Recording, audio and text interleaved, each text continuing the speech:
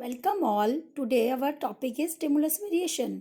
सूक्ष्म शिक्षण कौशल में माइक्रो टीचिंग स्किल में आज हम बात करेंगे स्टिमुलस वेरिएशन स्किल की। स्टिमुलस वेरिएशन स्किल जिसे उद्दीपक परिवर्तन कौशल भी कहते हैं। ये कौशल जनरली टीचर के एक्सटर्नल बिहेवियर से रिलेटेड होता है। जैसा कि आप देख पा रहे हैं इसमें कंपोनेंट्स 8 होते हैं जिनके बारे में हम एक एक करके डिस्क्राइब करेंगे।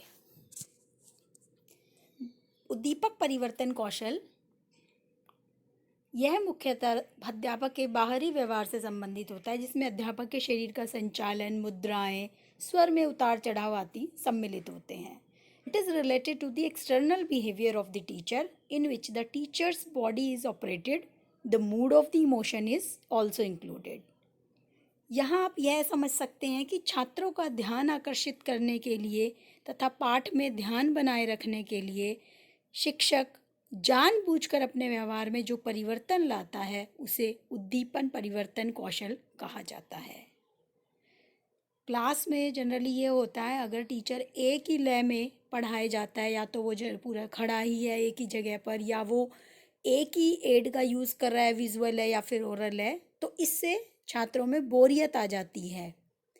तो इस बोरियत को दूर करने के लिए उसे अपने व्यवहार में परिवर्तन लाना होता है, जिसे स्टिमुलस वेरिएशन स्किल या उद्दीपन परिवर्तन कौशल कहा जाता है।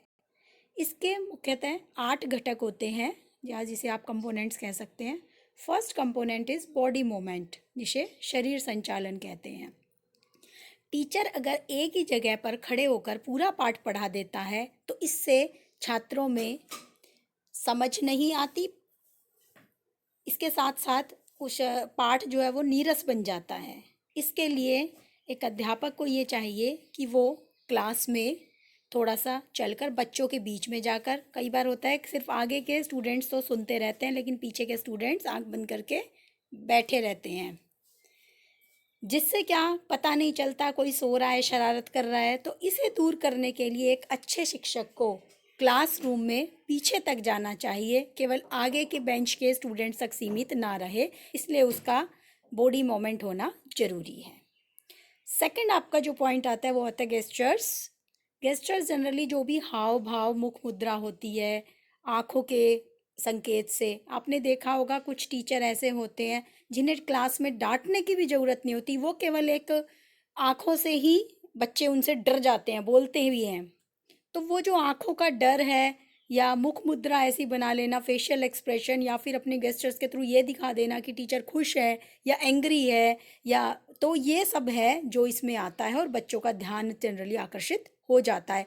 सपोज आपकी क्लास में कोई बच्चा शरारत करता है, तो जैसे ही आपका ध्यान गया और आपने बस अपनी आंखों से ऐसे संकेत दे दिए, तो बच्चा वहीं उस शरारत को रोककर आपके पाठ में ध्यान देना शुरू कर देगा। थर्ड आपका आता है चेंज इन स्पीच पैटर्न, स्वर में उतार चढ़ाव। आपने देखा होगा एक ही अगर आप सुर में बोले जाते हैं तो वो मोनोटोनस हो जाता है, क्लास बोरिंग बन जाती है। तो इसलिए एक टीचर के लिए अपने स्पीच पैटर्न में भी चेंज करना जरूरी है। मीन्स जब आप पाठ का शुरुआत कर रहे हैं, बीच में या लास्ट में, जहाँ आप जब मेन पॉइंट्स आ रहे हैं तो वहाँ आपको स्ट्रेस देकर बोलना होगा, इसलिए एक उचित उतार चढ़ाव लय की ज़रूरत पड़ती है।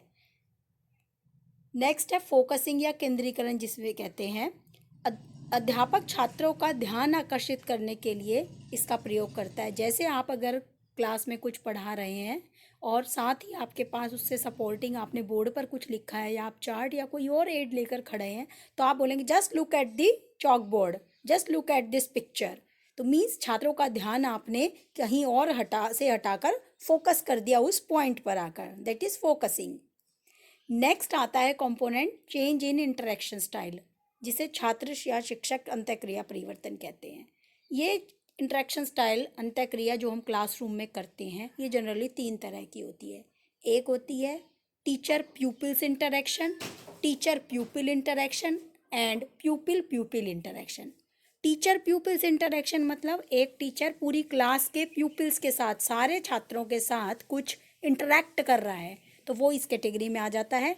दूसरा जो हम बात कर रहे हैं टीचर टू प्यूपिल, यहाँ टीचर टू प्यूपिल इंटरेक्शन में है कि पर्टिकुलर किसी प्यूपिल का नाम लेकर उसे इंडिकेट करके टीचर कुछ समझा रहा है या पूछ रहा है।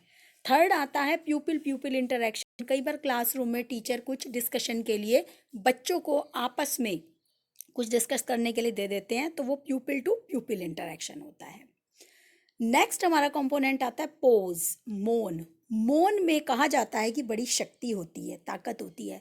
कई बार आप बच्चों को क्लासरूम में चुप कराने के लिए बोल रहे हैं, लेकिन उस समय पर आपके बोलने से ज़्यादा मौन ज़्यादा इफेक्टिव हो जाता है। आप क्लासरूम में पढ़ा रहे हैं, कुछ बच्चे ध्यान दे रहे हैं, कुछ नहीं दे रहे, सडनली आप चुप हो जाइए, वो जो 30 सेकंड का मौन होगा, सारे बच्चों का ध्यान क्लासरूम में, आपके जो जितने भी छात्र हैं सबका ध्यान आपकी तरफ आकर्षित होगा कि टीचर चुप कैसे हो गया सडनली।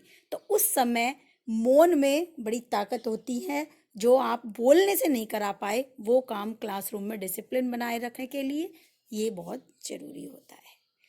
सेवंथ आपका जो कंपोनेंट आता है oral visual switching. Oral visual switching पता चल रहा है श्रव्य दृश्य क्रम में परिवर्तन।